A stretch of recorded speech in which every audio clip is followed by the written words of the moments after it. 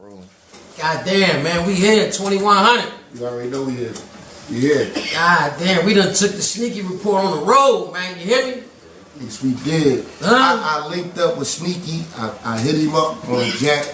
I'm like, yo, my guy, I need you. I need a podcast. Whoever you need, whoever you got, whatever, pour something out the sock. And guess what he did? Guess what he poured out the sock? The boy Ness, he poured the boy Ness right out the motherfucking sock. Oh, that's my guy. That was Legend a heavy himself. move. That was a heavy move for you. Heavy. I ain't gonna lie. I'm gonna tell you why it's heavy. Because I'm the Loch Ness Monster, right? You don't see the Loch Ness Monster. You don't even know it exists. You gotta go to Lake Tahoe to even get a glimpse of it. So that's why I'm a Loch Ness Monster, because I don't come out. So special people gotta pull Loch Ness Monster out of Lake Tahoe. And Flock is one of them. And I'm here with my new bro, Hood. You know what I mean? Sneak report. Oh, man, we appreciate that, man. We appreciate it because at the end of the day, Ness, you know, there's no denying who you are, man, and what you accomplished in this music industry, man, in the streets, in the industry. You've been running around tearing niggas' heads off, man. And my thing is, people want to know, man. They want to know, like, where did it all begin? Because, like, I'm like, damn, how did you get on the band, man? Like, explain that one to us. It was, I know that's a little far back, but we gonna go from then till now, man. I'ma just say, and I had a strong love for music at an early age.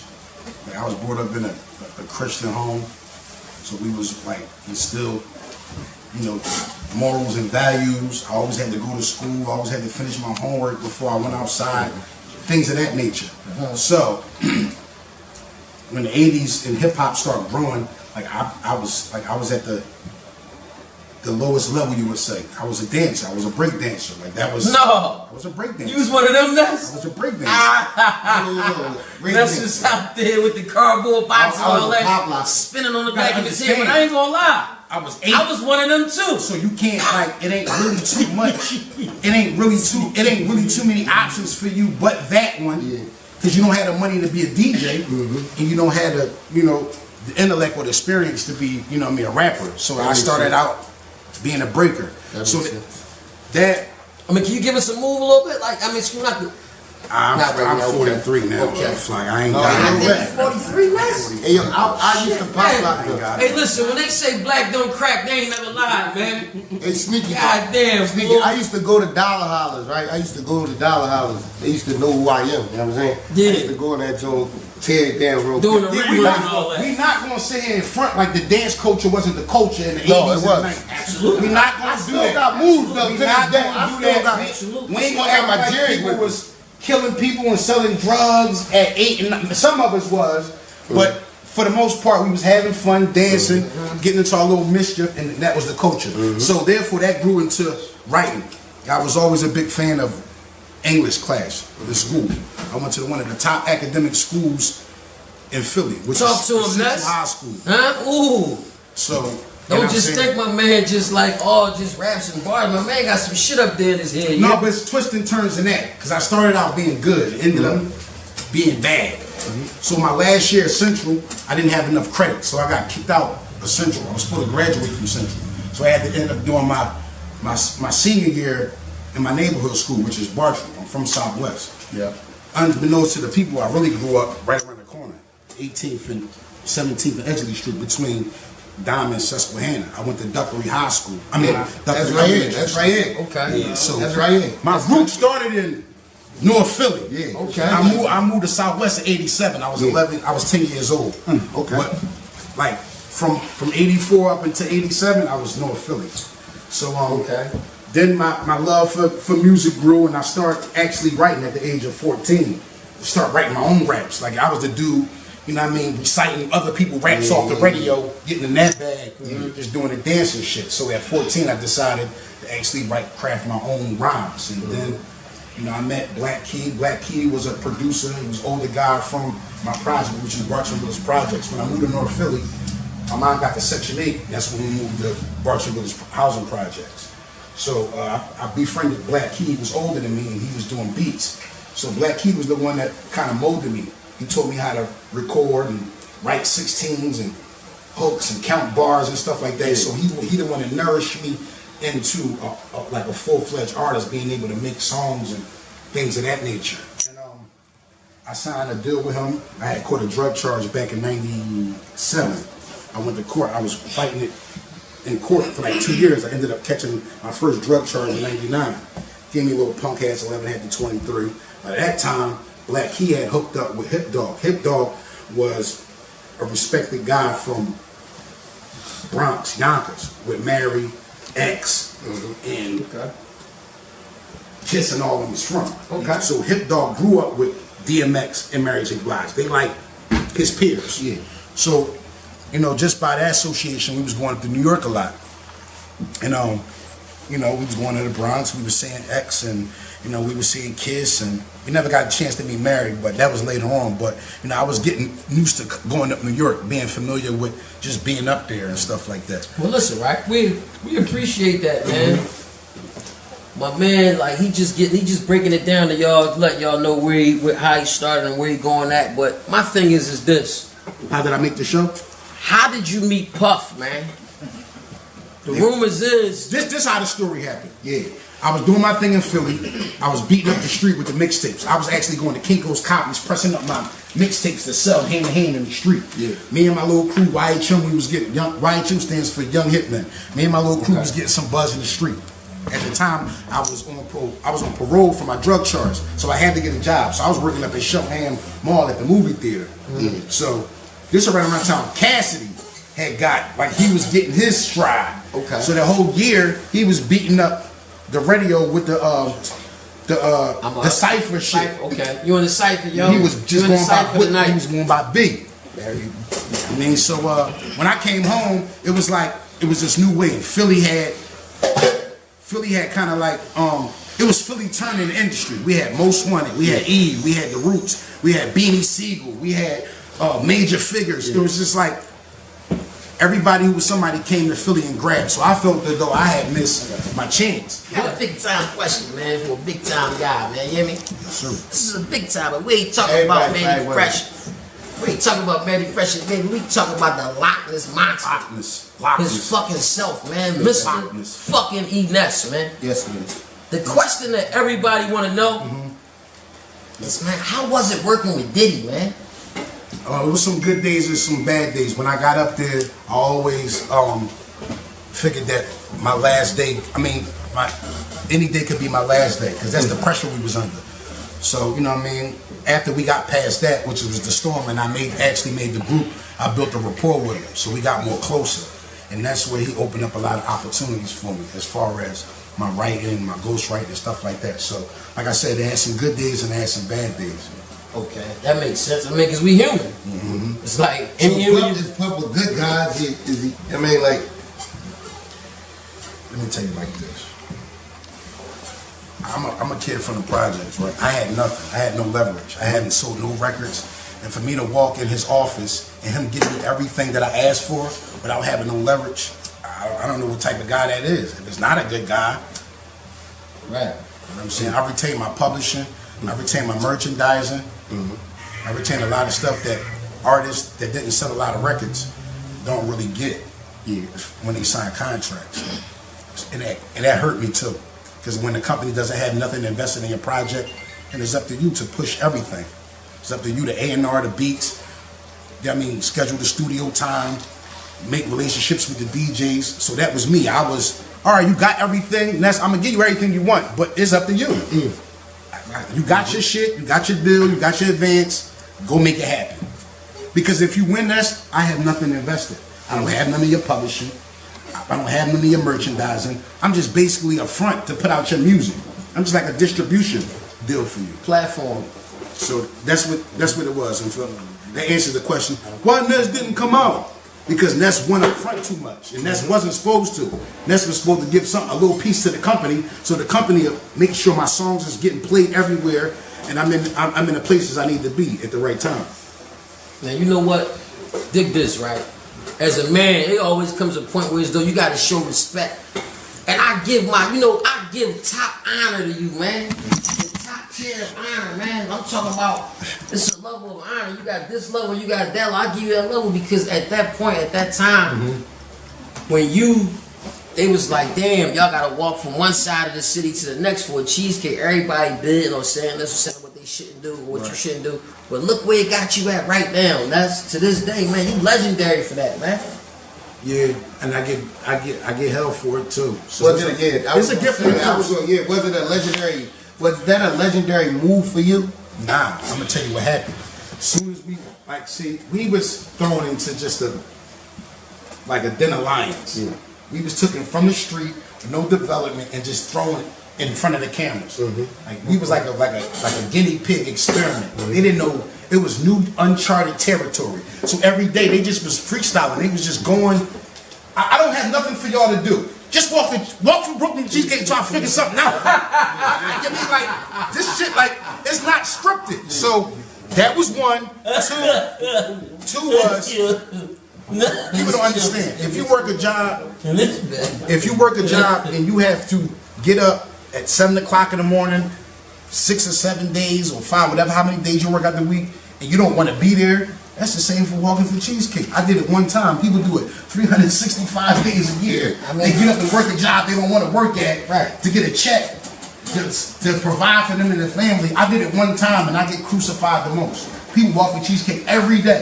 Every time you get up and you go to that job you don't want to go to, that's walking for cheesecake. Every time you hustling for somebody, you gotta give them all the bread that you hustled for and do right for the penitentiary, that's walking for cheesecake. I did it one time. People do it all day, every day. I'm the one that take. Listen though. But I ain't gonna lie and say like, but around amongst the guys I'm around a lot of nice, sturdy guys, and I'm a young one. I know I'm the young one out of it. I know I'm the young one out of it. Guess what? I'm the young one. I know it. Guess what? Guess what I did when that order came down. When that order came down, y'all gotta walk for cheesecake. It's either walk or go back to the hotel, pack y'all shit up, Ness, Penn Station for you.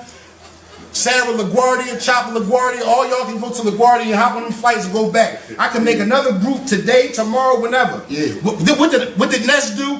Being a nigga from the projects, I called the hood. Yeah. I called the nigga that ran the hood. The nigga that if whatever decision I make, I'm gonna have to answer to him when I come home.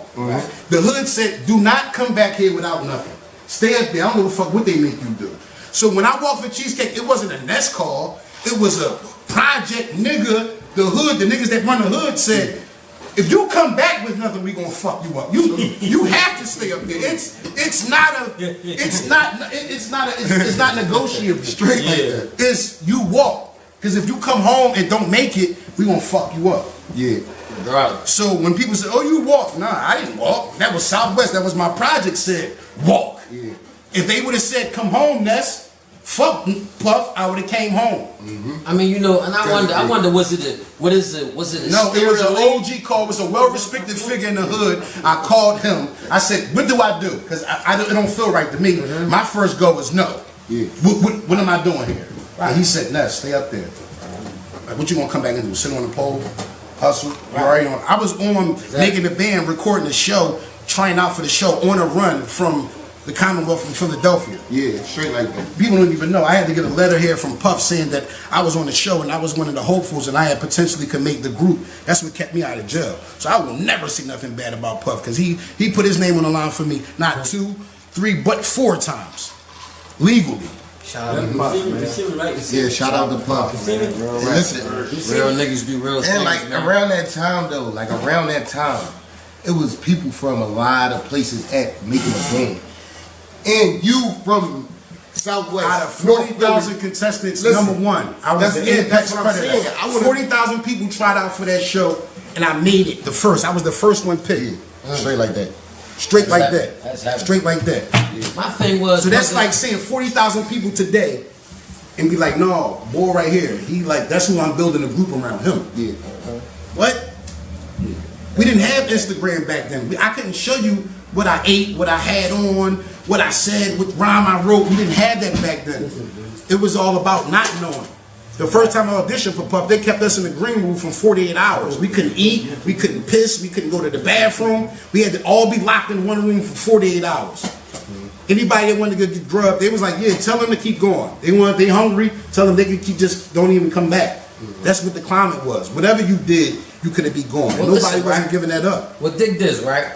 My thing is this. With that being said, then you get into a little scuffle on the show. Got into a couple of scuffles. Yeah? A couple of I'm gonna tell you why I got a couple of scuffles.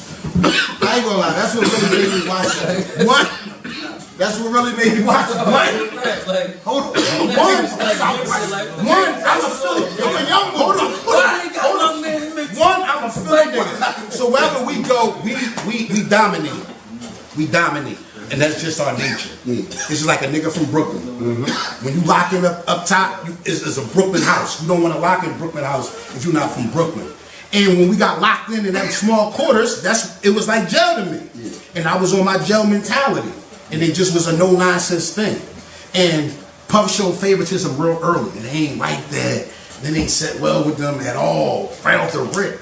The first time I opened my mouth, you know, we did the glass Puff Daddy thing where you pull down the shades and shit, look at you, and that was over from there. And they seen that, and it grew. It grew with the competition fan. You the leader. Why the fuck he the leader? Like, we don't know him. We know Puff. He ain't Puff. We not gonna listen to him. So that was the whole climate. So that's why I found myself getting in a lot of situations with the people in the group, fist fights and things of that nature. But you know, Fred, he was from Miami. We had a good rapport off camera, but you gotta understand, when the cameras is rolling, everything is on 10. Everything is on level 10. Because you know the cameras is rolling, so in a small thing is disrespect, niggas gonna get up, poke their chests out. What, you trying to play me? Because the cameras is rolling. They don't know what's gonna make the editing process or not. So you can't show no sign of weakness because we being filmed 24/7. So of course we gonna have rumbles. That shit was like a placement. Of course we gonna have rumbles. That shit was like a placement of a fucking. You study shit. But y'all gotta understand, man, the world of reality TV is not what you think. They create situations. They take the TV away from us. We can't read the paper. We can't have access to the internet. We can't have access to our own personal phones. We all got to use one phone. We all got separate managers. We all got family, moms, dads, cousins that want to check us. So we all using one phone. 6 people that never don't know each other, and now we in the close quarters using one phone. That's bound for a conflict. Can I ask you a question? Do you feel like you won the fights? Do you feel like you won? Huh? The scuffles that you got in, do you feel like you won? I won the ones they didn't show. And that's just what it is. Yeah, exactly. I won the ones they didn't show. Yeah. That's just what it is. Man. You know what I mean? It was a hard pill to swallow, but you know what I mean? That's what it is. Right. Are you still cool with some of the guys from the making of the I'm band? cool with everybody. We tried to relaunch a reunion tour last September, but you know, the people that was behind it financially trying to, you know, we was gonna actually do a show in Radio City in New York and one in Howard University's Music Hall in DC. But when the promoter, you know, didn't have enough money to finish the project and you know, fly us all out, take care of our hotels and things of that nature, we had to call it quits. And then the pandemic, so that just set it on the back burner for real. Paying attention to Ness. Ness was here. Right. I mean, Flock is here. I'm here. If anybody in the audience want questions, I mean, I know there's a lot of questions for Ness. I know there's a lot of questions for Sneaky. And there's questions for me too, you know. Even if it's not, I just want to tell my story.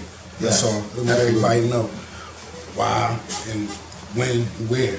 And it's crazy because this shit happened in 2100 Club and Sneaky, my man Flock, and I don't know if this probably could be true. Did this ever, like, you had this type of interview before, this interview right here, like this, like telling about your story, like your story is like heavy. Everybody want to hear it, and I'm hearing it for the first time. And one more thing, this is my question, okay? Man, that fucking freestyle with you and Hollowman is my favorite. It get played on my Instagram. Shout out to Hollowman. By mistake, cause I followed this joint and it get played on my joint. Like I was strolling up. Hip hop got a funny way. It's like the Forrest Gump movie, man. You never know where you gonna end up with that. And I just got a call that night. I heard everybody was down at a certain detail shop rapping, I went down there, me, Bruno, forgot my other guy. He was fucking with Miss Jade then. Saint, my man Saint Man. My man Saint Man. He slid, we all slid, and you know, it was Ice City, it was Takedown, and State Prop, Free was there, and it was just like a big cipher, and everybody, my man Cash Dollars, like we was real cool. We had a rapport before that. So you can see in the footage, like Cousin E was in it. The boy Jamal Hill that did the Money Power Respect, and he was fucking with Takedown. So it was like a who's who in there. So you know, everybody just was just rhyming. It wasn't no battle at first. It just was niggas spitting verses. Yeah, because he came in like was there. My man Pop. It was like Takedown. He was like, who the best out of such and such? Yeah, but how he came in, he was like, that's how it was. Yeah, I mean, he corrected them. They were saying he was something else. And right. He was like, no, paper chasers. Yeah, paper chasers. They was like, take down. He was like, no, paper chasers. And then it just popped off right from there. That shit was just on. And then we was going back and forth. And then I think Bugsy and Face Money went. And then we went another 2-3 rounds. And then he did the infamous, I'm coming with 3 kings like I hate niggas. Oh my God. A lot of people thought he won a battle off that. I mean, hold on. You say a lot of people did. Yeah. A lot of people think. You gotta understand, like, I was in and out of Philly. I was doing a band, whole industry thing. So, like, I was away a lot. So I wasn't here to get the effect of it. But when I did come home, and when we did have time to come home, I would listen to the radio, and then I heard, you know what I'm saying, Takedown up there going crazy. And then I heard QDZ, and he was making a big thing about it, and it was like the most viewed part off the DVD, the New Jack City that Takedown Records put out. So, make a long story short, it just became something to legend because how it happened, and the DVD was on, Takedown was popping, they had the club scene on lock back then, you know, they had it on lock back then. Let's not play. And, you know what I mean, the way how I was moving and getting close to Puff and doing that thing up there with them, it just made for a battle. And Hollow did his thing. Some people think he won, some people think I won, and you know, it's just one of those things, man. It's a debatable genre, but I definitely was coming back to Philly and it was like, yo, he got you, and damn, what happened? And then when I ran into Hollow, he was like, niggas was from his way was like, I don't think you won that genre, like niggas was telling you, like, I don't think you won. I think Ness got you. So I was getting the same thing he was getting in his hood. Niggas was saying, my hood, like, no, you lost that joint, bro. Tighten up. And niggas in his hood was like, yo, you lost. I don't think, like, everybody keeps saying you beating us, but I don't really think you got over on him. So it was one of those things. I mean, but listen, right? My thing is this. That was a good joint. That's a legendary. Legendary. Joint, man. Like, that's a joint right there. That's like, I mean, one of the breakers of hip hop. But you know, I think it was like a good fight. From like definitely a dog fight. Definitely one of those. You know, you come from the golden years of really spitting where that shit really counted, like where real lyrical content come from. So my thing is, from right now to how the way the hip hop industry is now to how you feel about it now to how it was. I think social media, internet has made it an even playing field. And you know, the days are gone when we got to go up to these certain platforms or these certain outlets or these certain companies to build a brand and to build, you know what I'm saying, a slot, a placement, and carve out our own niche in hip hop. When I was coming in the game, you had to be co-signed by somebody. You had to be, you know, shined on. Like you had the spotlight had to be on you from somebody that already had steam there, somebody that already had like staying in the game. Right. Now it's like you just like, you know what I mean, like it's wide open. Like NBA Youngboy and Kodak Black and all these independent Dage Loaf. Like these are some of the artists that have big radio records and have yet to sign with major labels. I mean, they are now, but in the beginning, they just was getting show money, beating the road up, dropping single after single, and the climate is different. You don't really have to go in and record a body of music anymore. You can just keep hitting them for 3-4 years like the Migos. Hit, hit, hit, hit, hit, hit. We miss. Hit, hit, hit, hit, hit. Oh, y'all want us to do an album? All right, buy us out. Cash us out. Like, because we just going to keep dropping these one-offs and keep doing shows. We getting rich off shows. But now the pandemic then fucked everybody up. So all that show money, niggas gonna have to learn how to maneuver. Niggas gonna learn how to they gonna have to figure out some other sources of income, because that was like 85% of these rappers, lit rappers' income was the show money. And once you take that away from that, then you see the The money phones on Instagram go away. There's no more Gucci. It's regular Nike shit. So like, you know what I'm saying? Like, one thing I can say about Donald Trump, he did put a lot of money in the minorities' culture's hand on his way out. We've been trying to get him out since he came in. Now he gracefully bowed out. Joe Biden is here, but Trump is against that COVID and all that shit. That was another scheme for him to look bad and put another, you know what I mean, then his armor during his presidency. There's nothing but a military exercise, and the world ate it up, and you see how we are now. And it's going to be like that for the next 4 or 5 years. So, yeah. You know, at the end of the day, man. At the end of the day, I didn't go to the moon like everybody expected me to, because I didn't become a Freemason, and I didn't. I'm gonna tell you what's going on. Yeah, right. I'm gonna tell you what's going on, cause niggas like Ness, why? Why? I'm going to the audience. Listen, hold on. Listen, you saying something that caught somebody in the audience. You know what I'm saying? It caught his attention in the audience. We don't want to make it a big thing, but he want to. I mean, what's that? I want him to dig into that Freemasonry, but then I want to dig into it, let him know, like, he know where it really come from, the culture, like the symbols and all. Like the symbols are stolen from like A.G. Kevin. Yeah, it's real deep, and then the average person not really going. We ain't gonna stir up the pot like that. But just to keep it on the surface, there's people out here. I mean, the Jews run the media. Let's keep it all. They run TV, newspaper, social media, the internet. And if you're not with them, then and you're not in their favor, or they don't like you, or for any reason that they don't particularly like you, it's almost over for you from the jump. So what I'm saying is, a lot of these circles, they practice Freemasonry, and it's a brotherhood, and it's not a negative thing. And that's what I want to point out. It's not a negative thing. At the time that I was in the game, I wasn't ready to make that decision, because it's one of those things. I mean, it's not. Yo, think about it, smoke some weed, and then come back to us and tell us what your answer. It's like, all right, no. Well, you know, that's a good joint right there. But we're going to wrap this joint up, man. Yeah, but at the end of the day, the people would like to know, Ness, like, who is your favorite rapper, man? Like, if you had a favorite, who would you say is your favorite fucking guy, man? Your guy. big.